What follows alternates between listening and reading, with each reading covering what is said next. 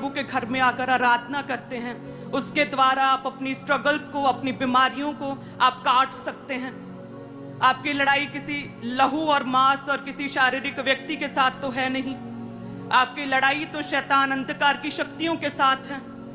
तो उस शैतान जो दिखता नहीं, अनदेखा, जो खुली आंखों से नहीं दिखता, उससे लड़ाई भी तो फिर आप ऐसे हथियार से करोगे जो शारीरिक ना हो। और प्रभु के वचन में लिखा बाइबल में कि परमेश्वर का वचन है जो कि एक दो धारी तलवार, जो सामर्थी, जो पैना, जो तीखा, जो चोखा है, जो शैतान को मात और घात कर सकता है। आप अपनी परीक्षाओं में होते हैं जब अलग अलग तरह की, आपको लगता है कि क्या परमेश्वर है, इतना साइलेंट टाइम क्यों है, मेरे आसपास इतना चुपचाप सा माहौल क्यों है, मुझे प्रभु की आवाज क्यों नहीं सुनती, मुझे कुछ दिखता क्यों नहीं, क्या परमेश्वर मेरी लाइफ में कोई काम करेगा? परमेश्वर कहते मैं तेरी लाइफ में काम करूंगा।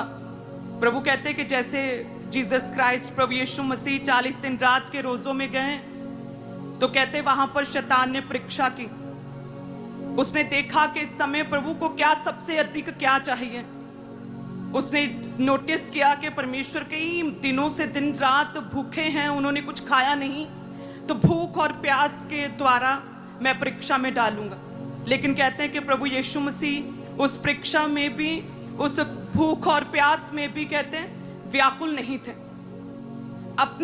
अपनी जो जरूरतें थी कहते हैं उन पर हावी नहीं होने दिया शैतान को, और कहते वो बिल्कुल भी व्याकुल और घबराए हुए नहीं थे।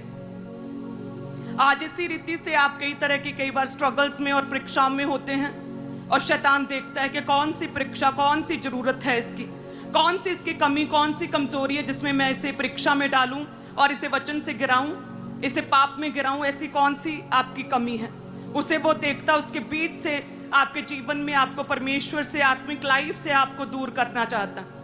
लेकिन कहते हैं कि प्रभु यीशु मसीह उस समय सबसे अधिक जरूरत प्यास की थी और भूख की थी, खाने की थी, पानी की थी, लेकिन फिर भी व्याकुल नहीं थे। कहते जब इब्लीस ने देखा कि ये तो बिल्कुल व्याकुल नहीं, सबसे अधिक जो नीड है, जो चाहिए, उसके लिए भी व्याकुल नहीं है, इतना कंट्रोल है, तो कहते और दूसरी चीजों की ओर फिर और अन्य तरीकों के द्वारा परमेश्वर की परीक्षा करनी शुरू कर दी। लेकिन कहते कि प्रभु यीशु मसीह कहते हैं हमारे परमेश्वर कि उस समय ना तो मैंने अपनी काबिलियत से, ना तो मैंने अपनी चतुराई से, कहते ना तो मैंने अपनी बुद्धि से, ना तो मैंने अपने दिमाग से ज्यादा कुछ किया, मैंने अपने शब्दों से, कहते हैं मैंने अपने वचन के बीच से तब शैतान को हराया। हालेलुया।